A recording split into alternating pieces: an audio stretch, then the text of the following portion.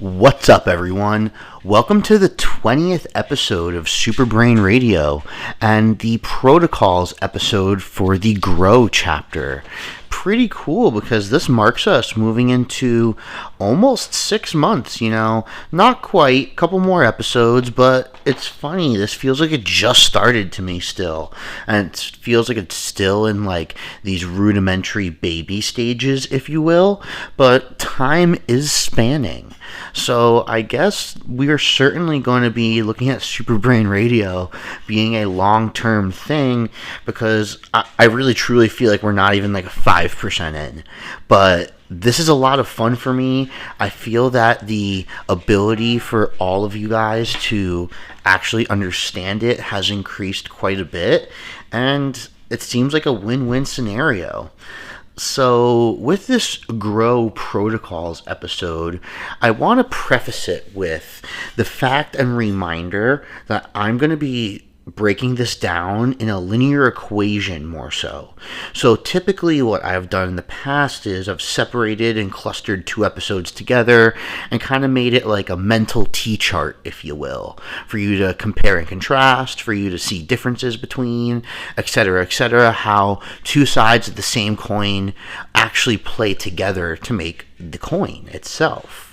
Last episode, I know I did something a little different. It's escaping me at the moment because I'm so inundated in this, but it just happened to find a mode in my head when I looked at all 4 of the episodes in the Grow chapter.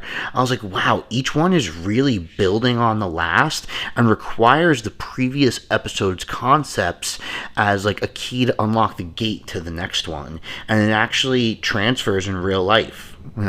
No pun intended on that transfer word there. But ultimately, we're going to get into it now. But as you can tell, I'm just excited about this one.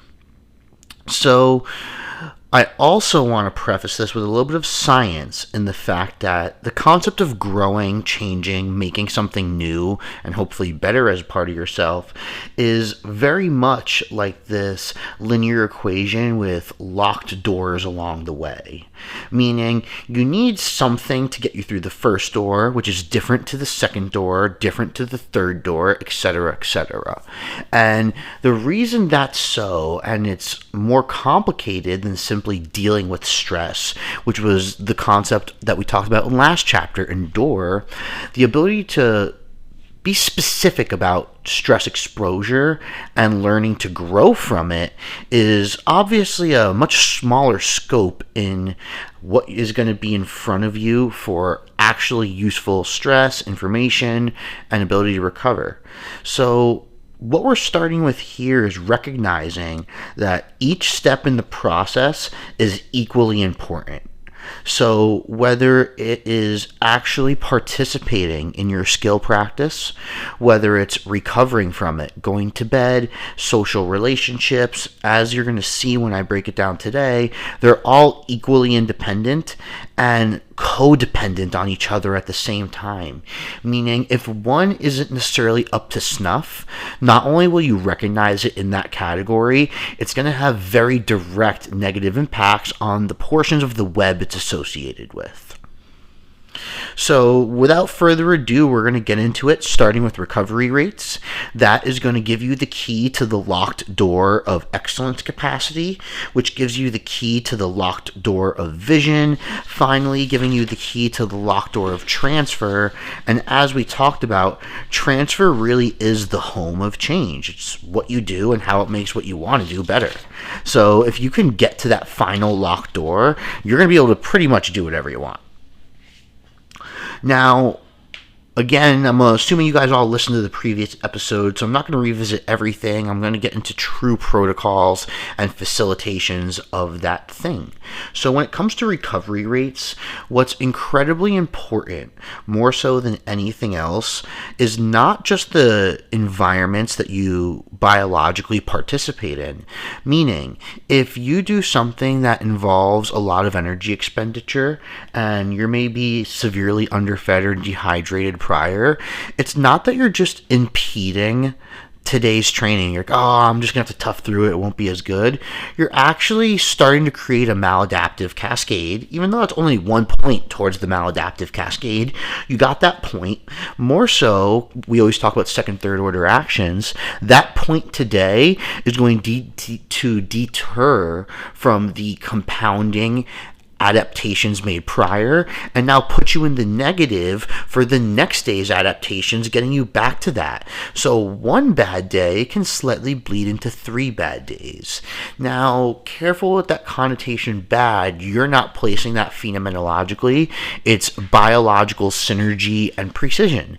So luckily, simple responsibility plans that we'll talk about at the very end take care of all of this for you.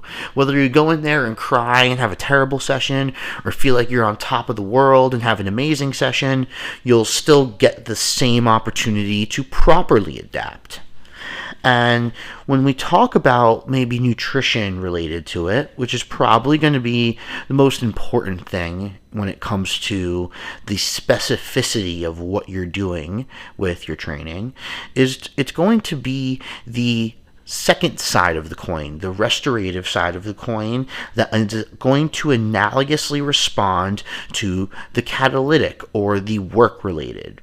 So we're going to talk about the actual work in the excellence capacity protocols. So here we're focusing on the nutrition, like I said. Let's say you're doing something that involves heavy breathing.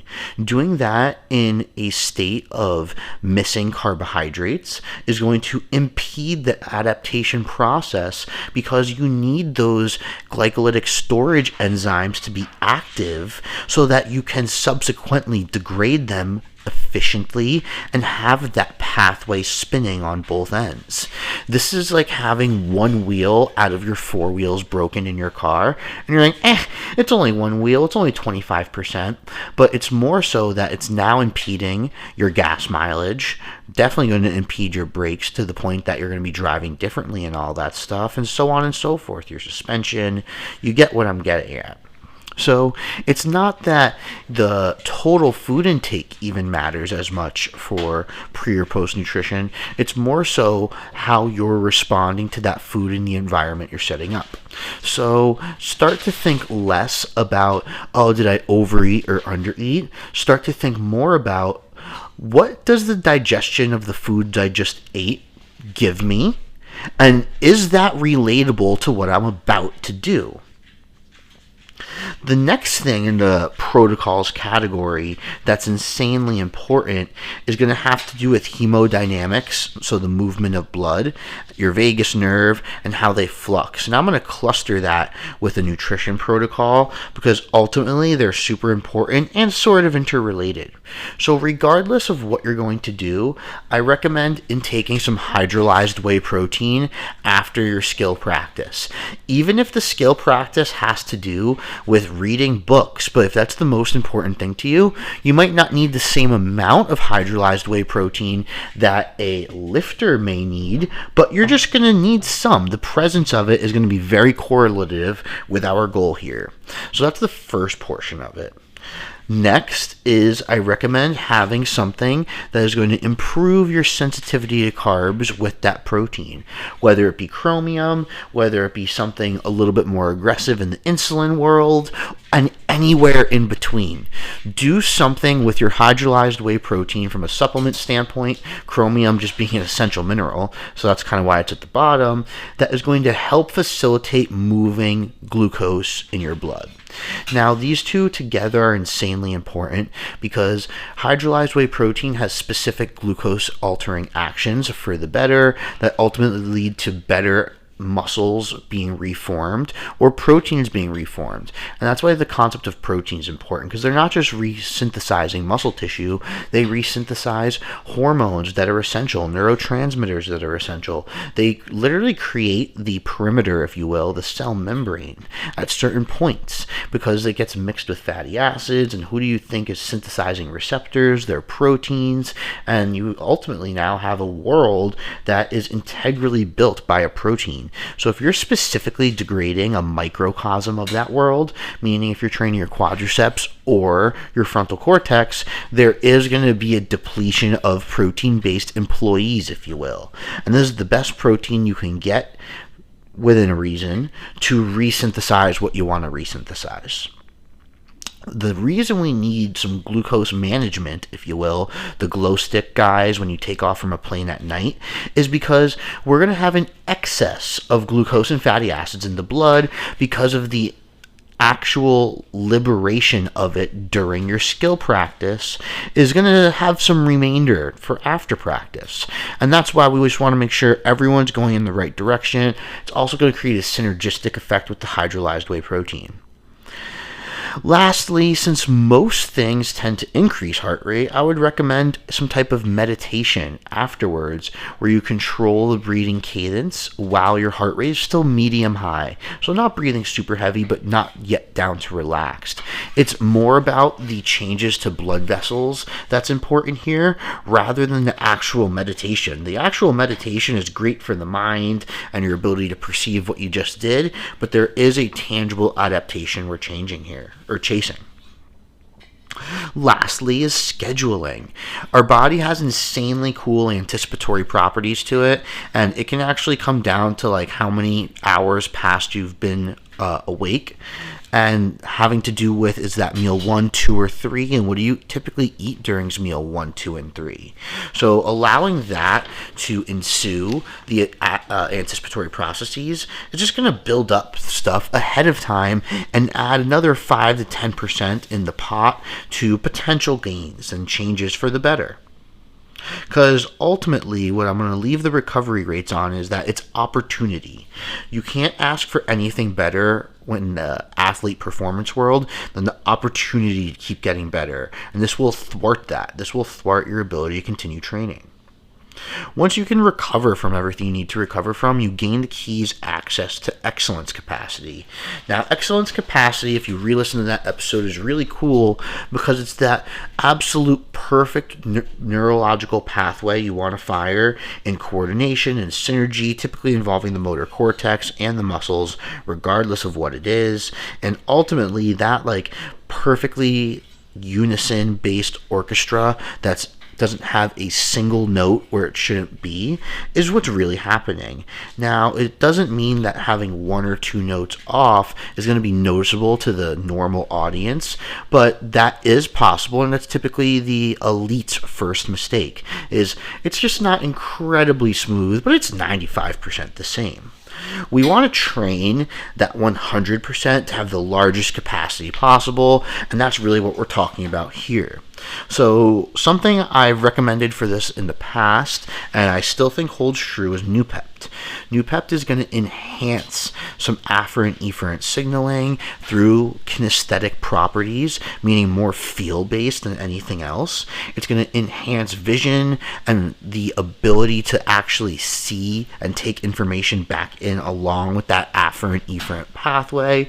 And most of all, it can increase articulation of speech, which inherently doesn't mean much for some sports performance athletes, but it definitely does for business professionals.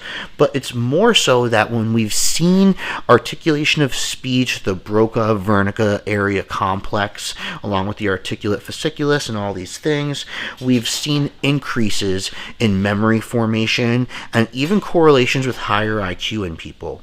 So this synergy of mindfulness, of better information taken in by the eyes and feelings of the world around you with an ability to speak creates a potent opportunity to learn something better. And when we're talking about capacity, that means you can do the thing a little bit longer while taking in a little bit more data, which is why assessment's so important ultimately. The last thing that really matters in the excellence capacity world for protocols outside of taking Noopept is obviously taking Noopept properly and doing the thing that you're going to do on Noopept as precisely as possible. So what I recommend here is dedicate an entire practice session to doing the thing absolutely perfectly, whether it's the warm-up facilitating it and the cool-down being a regressed version, but dedicate a whole day to doing the thing absolutely perfectly. It doesn't need to be intense, but more importantly, we only want these neurons on, firing, and red hot while they interact with this. The second, and not really second, but like, excuse me, the innards of that proper participation is proper arousal and proper precision. So what the arousal means is it's a threshold-based phenomenon, like an inverse parabola where the top is the peak. We're looking at what's the exact amount of cardiac excitement, mind and motivation-based excitement, and kinesthetic feeling for the task. More is not always better, and less is not always better. Each task is going to have its general demand and micro demand. So chess is going to have the demand of the entire match and each single move. The same way that if you participate in grappling, fighting, or wrestling, there's the gross demand as well as the demand of each individual move as well. Lastly is going to be the precision, and this goes along with setting up proper warm-up, cool-down, and actual participation of skill practice for the item, but what we're looking at is making sure that it's done feeling, mentally, and physically exactly how it wants to be done, with rest enough so that you can continue to do it as many times as possible. Now, as we get the key to move on and unlock the vision door, this is cool because we're talking about actuality. So your vision can actually alter a training session in the sense of if you lack peripheral vision enough, if you have certain facial musculature tight enough, it will change your autonomics, it will change your adrenal secretions, and it will actually change the adaptive response over time to what you're doing. So let's say you've made a couple mistakes on something. Now you start to do this in a panic every single time. Even if the skill is progressing, panic is becoming an interwoven part of that skill. The same thing can happen with pain. Now, what's important here, ironically, and originally gave me this linear equation idea, is the recovery rates and excellence capacity balance. So how specific and how much excellence capacity work are you doing, and how specific and how much nutrition and autonomic and hemodynamic change are you going through to balance that out specifically, with both being in an ideally perfect 1-to-1 ratio. All of that starts to tell us that what vision is doing is creating a ceiling and a basement on how much information we're taking in from the world around us. And that doesn't sound like anything crazy, but let's start to talk about maybe safety or vigilance. Let's maybe start to talk about if you perceive what you did as good or bad. Let's maybe start to talk about if you saw and took specific visual cueing you were supposed to. Did you trip and fall after? Did you see that item over there? Etc., etc. Amoxapine is actually something I would like in this scenario because it's a nootropic in the same parent family as Noopept in a lot of ways. However, it has two specific qualities I really like. It is going to agonize dopamine a little bit, meaning support and facilitate greater, we'll just call it uptake and utilization of it, while increasing blood flow to the vagus nerve and the eyes through capillaries. So capillaries are like accessory blood movers, we'll call them. And what you're doing by supporting vagus nerve function is that you're going to have a more efficient and pronounced response upward or downwards to the world around you. And remember, you have some control, decent amount of control over that. And secondly, increased blood flow can be seen as increased opportunity to the eyes. So you may have an opportunity to take in more information, take it in for longer, have a better heart rate response to it, and ultimately more dopamine, being that anticipatory hormone, means you'll have more potential for metabolic change during and after. Really, really cool opportunity there. Now remember that going along with vision specifically as a side effect, arousal threshold, drugs, readiness, actual motivation, ambition, and effort put into the session are all an how much can you do phenomenon. Meaning more is not always better and less is not always better. Imagine it as like a high score on a video game that you edge upwards by like 10 to 25 points every now and then. So If you cannot recover at the proper rate or participate at the proper rate, things that facilitate it will not always be helpful. And the spillover effect of a lot of excitatory tasks tends to be a decrease in peripheral vision, an increase in focal vision, an increase that's typically not useful in amygdala function because of it, and all that stuff. So that's why I started this one with actuality, because it is that important. It's the fine-tuning of, well, what's really going on, and how is the body perceiving what we participate in. The last door we're opening up today is transfer. Now, the art of transfer episode was near and dear to my heart because it's probably the first concept I really dove into that kind of makes me the consultant I am today. Now, it's all about planning. Now, what's the most important part here is you've already talked about and dealt with perception and habit relations. You've already talked about recovery and excellent status, that balance, that ability to participate.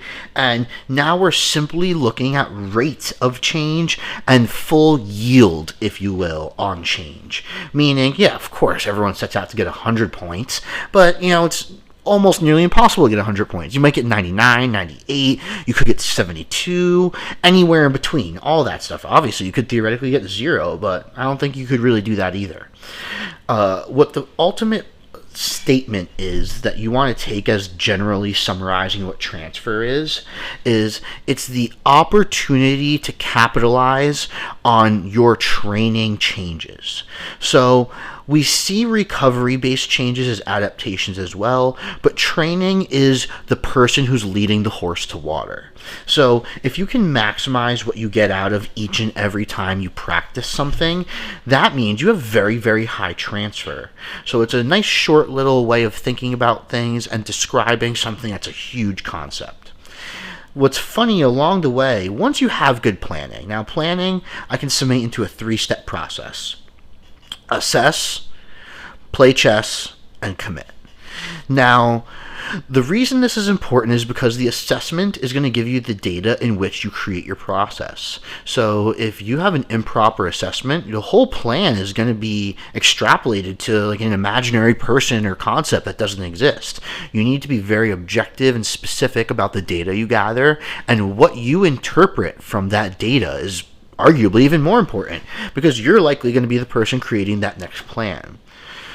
When you plan things, I always tell my mentees to play chess but do it backwards. What that means is start with the most specific thing that will get you better at X, and then ask yourself, well, what do I need to do to be specifically prepared for this? And then take another step backwards and ask yourself, what are the key general qualities that I need to be an absolute badass at so I can focus on more specific ones? And then you can take another step backwards from the general qualities and ask yourself, what are my rate limiting factors in how I actually participate in sport? And for those of you who, actually do planning and programming for athletes, I just gave you an amazing 4 or 5 step process to peak someone. Now, what that means is you were able to create a stepwise plan that created adaptation, that created acute ability to perform, and created a large sensational base for what the person is doing. And it gave them an opportunity to perform at their highest level and increase the basement and ceiling of their actual ability at the same time. Obviously, this is when supplementation, performance-enhancing drugs, and specific lifestyle parameters come into place, and this is ideally when you would want to hire a consultant, because we're looking at the most specific interactions and turning on, speeding up, and slowing down and turning off certain things. It becomes a very meticulous process, but ultimately, we see it in a stepwise fashion of how fast can I get better at what I want to get better at.